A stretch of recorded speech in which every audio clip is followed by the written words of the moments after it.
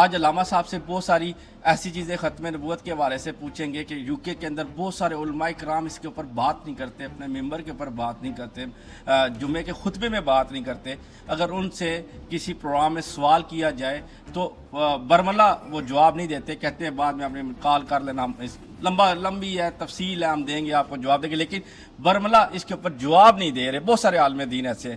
السلام علیکم علامہ صاحب. وعلیکم السلام ورحمۃ اللہ. علامہ صاحب، یہ جو ختم نبوت کے ٹاپک کے اوپر برطانیہ کے علماء کرام کیوں خاموش ہیں؟ کچھ خوف ہے شاید کسی کو کہ وہ اندر نہ ہو جائیں. یہ بھی علماء کو میں نے خود سنا کہتے ہوئے کہ جی ہم بات کریں گے تو ان کو خوف ہے کہیں اندر نہ ہو جائیں.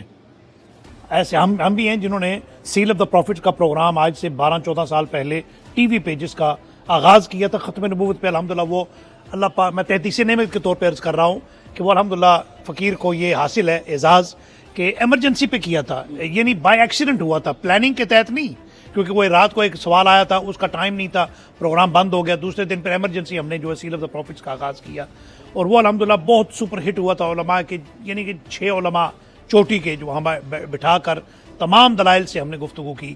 لیکن آج کچھ علماء خوف زدہ ہیں، وہ ڈرتے ہیں کہ ختم نبوت کا ٹاپک جو ہے، حالانکہ اس کو جو ہے وہ نہیں چھیڑتے، نہیں اس پہ بات کرتے، خوف کی وجہ سے کہ اندر نہ ہو جائیں.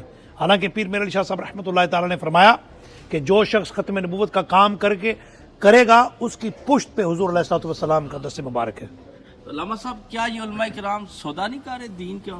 کیا آپ کو کیا لگتا ہے یہ اس دین کو بیچ ہی رہے؟ اصل ٹاپک آج کل ختم نبوت ہے. برطانیہ جیسے کنٹری کے اندر اس ٹاپک کے اوپر بات کرنا بہت ضروری ہے، کیونکہ یہاں پہ منکرین ختم نبوت کو آزادی حاصل ہے. تو آپ کیا سمجھتے ہیں، جو علماء کرام کو آپ کیا پیغام دیں گے کہ وہ اس کے اوپر بات کریں؟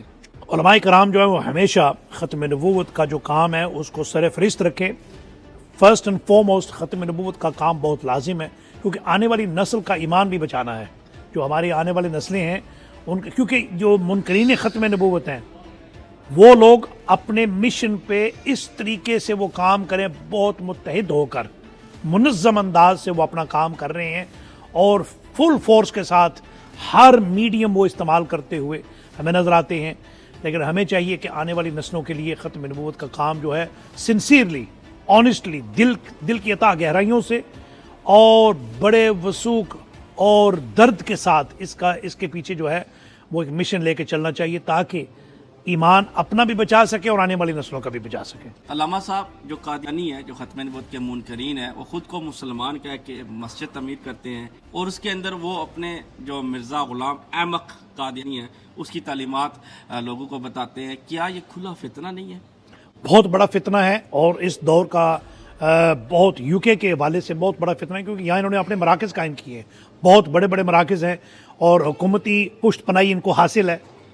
یہ بہت بڑا ظلم ہے اور ہمیں چاہیے کہ ہر انداز سے اپنے آپ کا بچاؤ کیا جائے. اپنے آنے والی نسلوں کا ایمان کا تحفظ جو ہے وہ بہت ضروری ہے، بلکہ کمیونٹی کا بھی ایمان کا تحفظ جو ہے وہ ہم پہ لازم ہے. علامہ صاحب، آج کل کے جو سیاستدان ہیں وہ ختم نبوت کے اوپر دو ٹوک نہیں بولتے. یہ کیا چکر ہے؟ ووٹ کا چکر ہے یا کرسی کا؟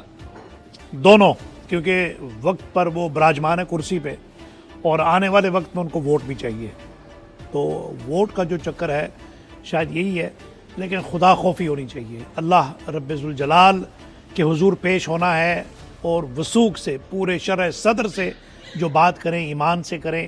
اور کیونکہ پاکستان 1973 کے آئین کے مطابق قرار دیا گیا ان کو، تو اسی پہ یہ ذوالفقار علی بھٹو کی حکومت تھی. مولانا شاہ نورانی صدیقی، مولانا عبدالستار خان نیازی رحمۃ اللہ تعالی علیہ، ان کی کاوش، کوشش، محنت سے ان کو کافر قرار دیا گیا اور اسی علم کو بلند رکھنا چاہیے. علامہ صاحب، بعض لوگ کہتے ہیں تمام مذاہب برابر ہیں، تو آپ اس کو کیسے دیکھتے ہیں؟ یہ قادیانیوں کے لیے ختم نبوت کے انکار کی راہ ہموار کرنے کے مترادف نہیں ہے؟ نہیں، اللہ رب ذوالجلال نے قرآن مجید فرقان میں فرمایا کنتم خیر امۃ اخرجت للناس، کہ میں نے آپ کو ساری امتوں میں سے بہترین امت بنایا ہے.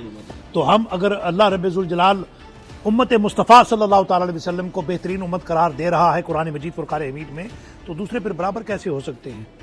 علامہ صاحب جو ٹک ٹاک کے اوپر لائیو آج کل براڈ چلاتے ہیں، ختم نبوت کے نام سے براڈ چلاتے ہیں کچھ علماء کرام، میں ساروں کا نہیں کہتا، اور وہاں پہ وہ گفٹنگ لیتے ہیں اور اس طرح کی کافی ساری چیزیں کر رہے ہیں، اور کیا یہ ٹک ٹاک کے اوپر قادیانیوں کو دوست یا بھائی کہہ کے بلانا کیسا ہے؟ مناسب نہیں ہے، کیونکہ اللہ رب الجلال نے قرآن مجید فرقان حمید میں یہ فرما دیا کہ ان کے اوپر شدت، اشداء علی الکفار رحماء بینہم، کہ کفار پہ شدت کرو، رحماء بینہم، آپس میں جو ہے رحم رکھو.